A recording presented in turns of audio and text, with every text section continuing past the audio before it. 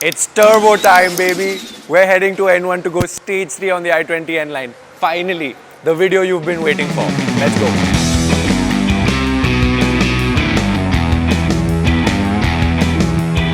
Now, I know you guys were expecting the intercooler video to come out, and I said that the turbo will be the last episode, but I, one, got impatient, and two, the intercooler is going to take a little bit of time because it's being done right.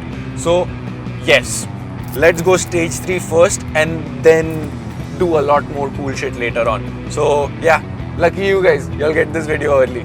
Let's go.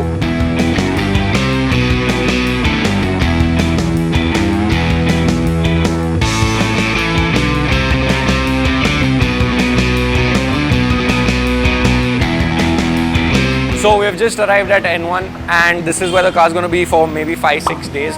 There's going to be a lot of dyno runs on the car, but now we are going to be putting the car on the dyno in stock form, seeing what the base numbers are, and then we are going to remove all of the parts that I've got on my boot, like the turbo and the piping, and then start fitting it in and see where it goes. So first step, base run. Let's go.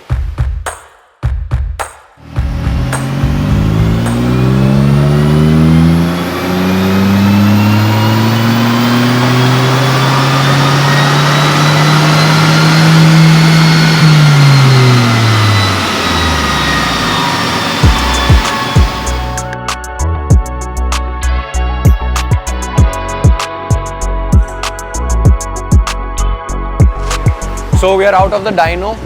With the catback exhaust, it's making 133 horsepower and 250 Newton meters of torque, which is quite decent just for a catback and no tune. So now we are going to be putting it on the lift, lifting it up and getting the work done. Time to fit the turbo. I can't even speak. I'm so excited.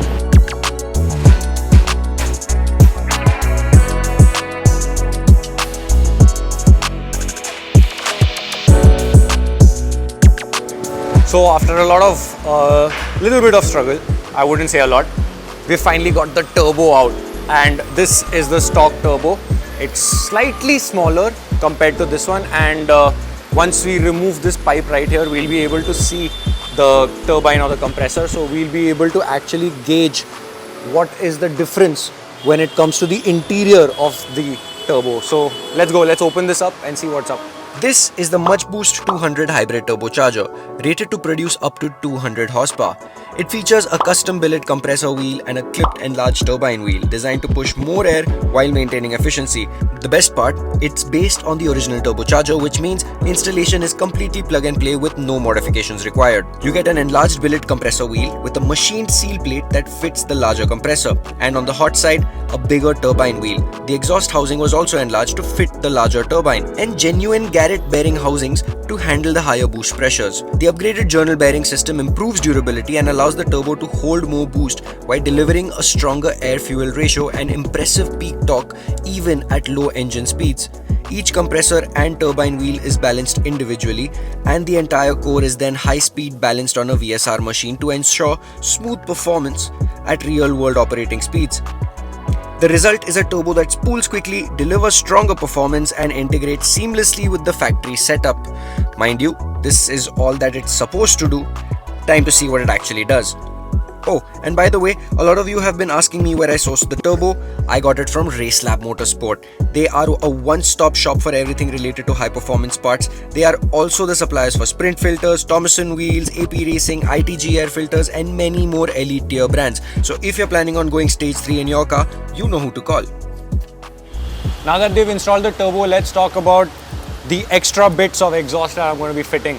These are the catalytic converters and the GPF, and this is what we are replacing it with. A straight pipe for a down pipe, and the GPF delete is a flex pipe basically.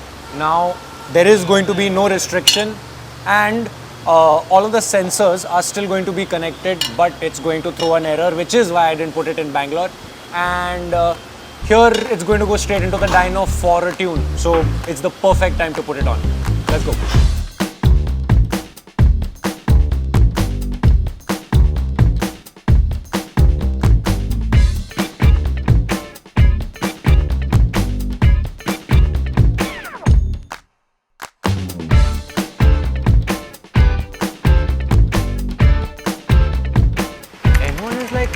Thailand, bro. I tell you, today is day 2 and we are doing all of the final fitments of the exhaust and the turbo, seeing that everything has been put in place, and we are going straight to the dyno for the base file. So what we're going to do right now is make sure everything is fine, listen to the car for the first time, do a couple of revs, see what goes wrong, and yeah, put it into the dyno. Let's go. I'm excited to hear it though. Let's go.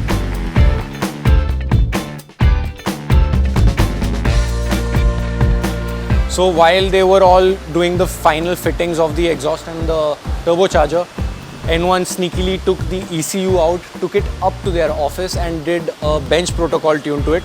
So now we are going to be putting it back into the car with a base file and see what the actual numbers are, and then maybe work from there. So let's go. Time to start the car though. Let's go. Boys, time to start the car in base file.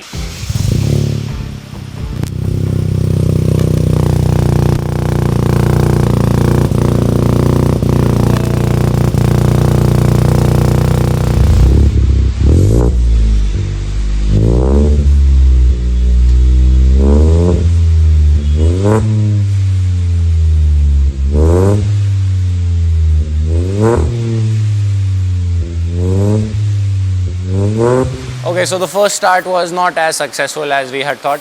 I came out of the car and there was coolant and engine oil all over the bottom. So we're going to see if there is anything loose, and from there we'll move on.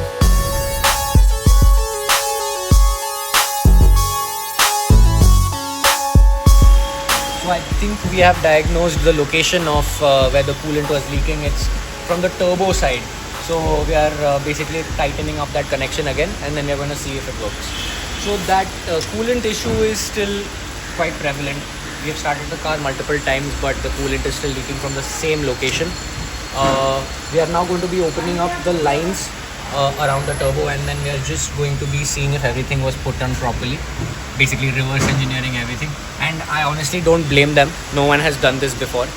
So there is no person to ask. We just need to figure it out. So we're figuring it out. Okay, moment of truth. Attempt number, I've lost count. Let's try again.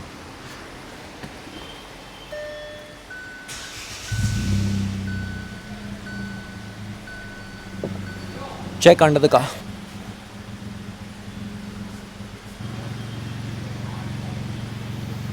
उठा के देख ले. False alarm. We are not going to the dyno. Coolant is leaking again. I don't see a leak no more. I'm not the one to be judging if there's a leak or no, to be honest.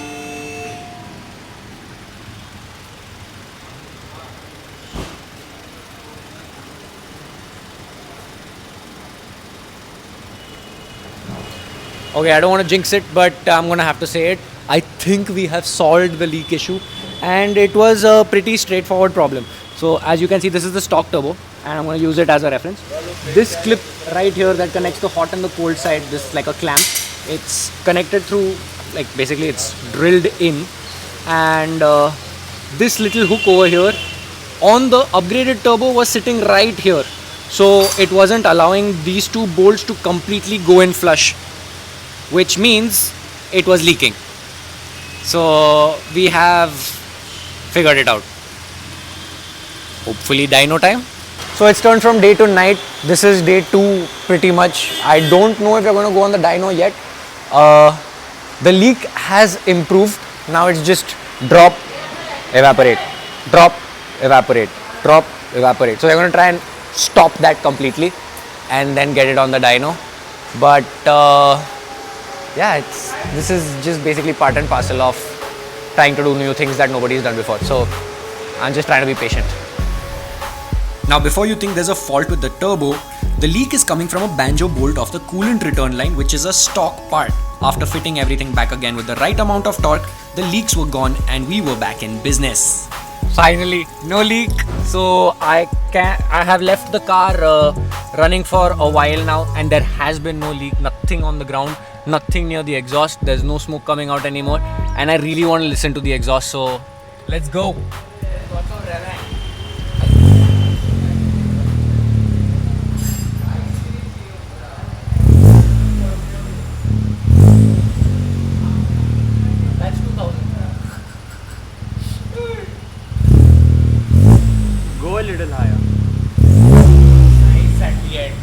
think it's going to sound really nice at the end, at the top end. We fixed the leak, and just like that, it's the end of day 2. N1 has shut shop, and the dyno is also closed, so we are not going to be able to do any dyno runs today. However, tomorrow is the day where we start data logging. So stay tuned. I mean, it's the next video. Next shot.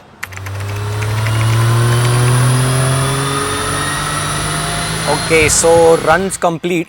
We are pushing out pretty much the same amount of power, 1 horsepower down, but the last map was supposed to push much more power, but